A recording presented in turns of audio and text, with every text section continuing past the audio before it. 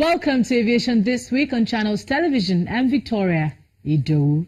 Since the year 2015, Aviation Round Table had issued communiques after its various conferences, offering professional solutions to various safety-related challenges in Nigeria's aviation industry.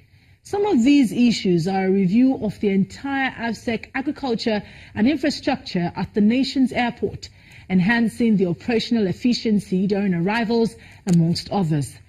Our background this week looks at some of the recommendations highlighted by the Aviation Roundtable and how the industry can perform better.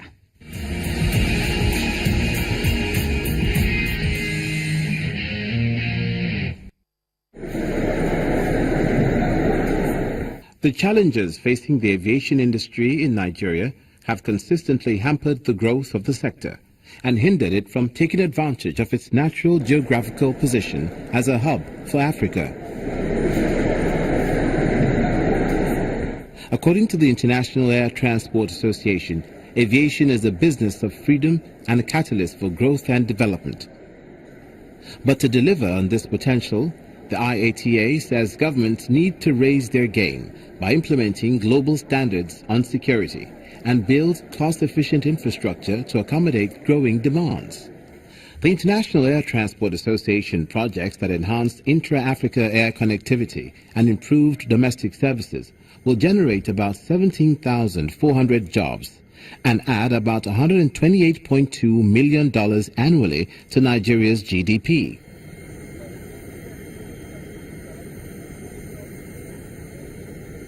But this cannot be realized with present infrastructure decay at airports and hostile operating environment.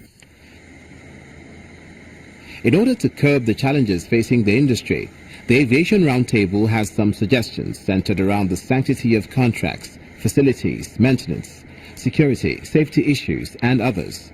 The body maintains that the issues can only be solved if local airlines are given the opportunity to flourish through public-private partnership.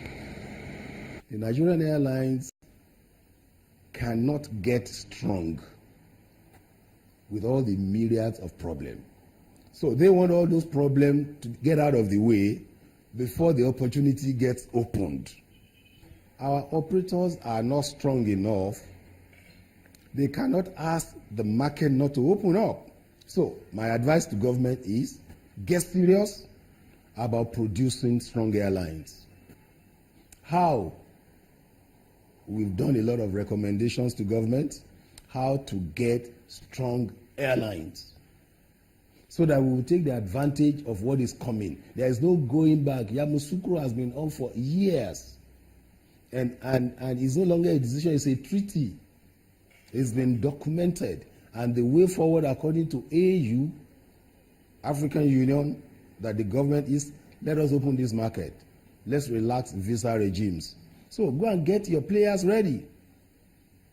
All the airlines in Nigeria today, the private airlines, about 7, 8 of them, to me, shouldn't be more than 2 of them. For one of the airline operators, security is a major concern. The airside is a very important part of the airport, and I think what we should pay more attention on is the on-duty card. We should make sure that everybody that is working on the airside must have been vetted and we must know who he is, where he is, and what he does, because we do not want to have criminals working on the airside of the airport.